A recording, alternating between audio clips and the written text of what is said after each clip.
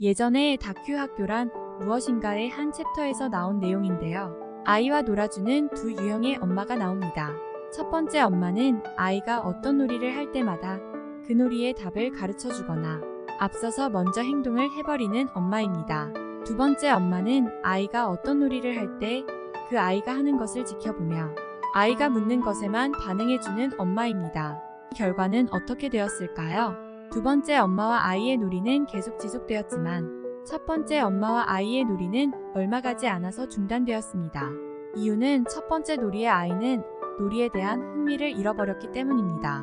이는 스스로 사고하고 판단하는 것이 옳고 그름을 떠나 누구나에게 중요한 것이며 자신의 행동을 이끌어가는 힘이 된다는 것을 반증하는 사례입니다. 대화의 과정에서 상대에게 화가 발생하는 이유는 어쩌면 그 내용의 옳고 그름보다는 자신의 사고 과정에 끼어들고 방해한다고 느껴지기 때문일 것입니다.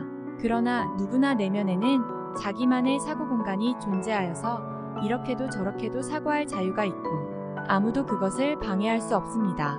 토론이라는 것은 각자의 의견을 듣고 그 의견에 대해 나의 생각을 말하는 과정입니다.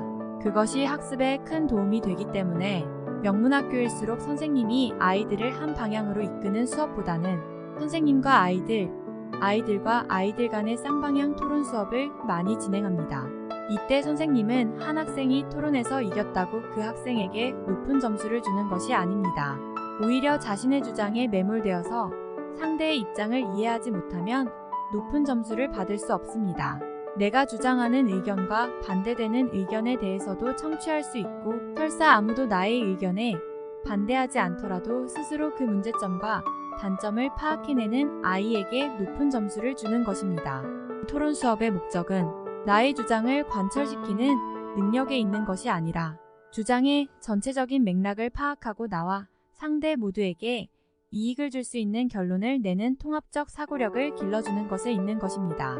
통합적 사고력이 길러지면 나의 생각이라고 그것이 옳고 그른 것이 아니라 나의 생각은 이런 점에서 옳고 저런 점에서는 부족하며 타인의 생각은 이런 점에서 옳고 저런 점에서 부족하다는 보다 객관적인 사고를 하게 됩니다.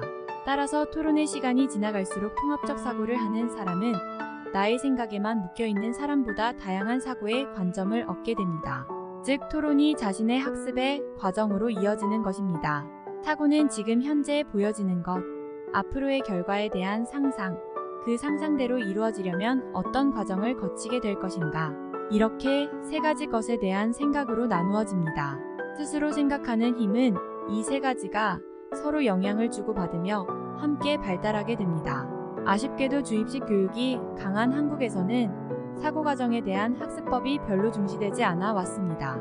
그러나 사회에서 인정받고 성공하는 이들이라면 이러한 능력은 필수적일 수밖에 없습니다. 또한 이러한 학습 기술은 사실 굳이 배우지 않아도 누구나 내면에 잠재적으로 갖추고 있는 것입니다.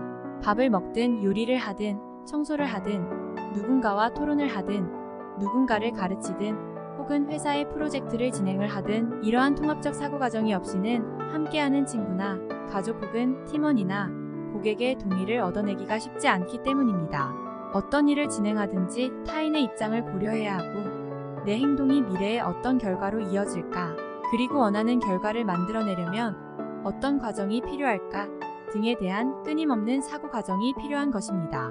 내가 스스로 사고하고 판단하고 행동을 실천하는 것은 누구나에게나 당연한 권리이며 삶의 의미이기도 합니다. 나의 삶을 살아가는 것이지 타인의 삶을 살아가는 것이 아니기 때문입니다. 그 과정이 확장되면서 타인의 입장, 내가 한 일이 주변에 미치는 영향, 내가 이를 이루어내는데 필요한 과정 등을 계속 고민하게 되는 것입니다.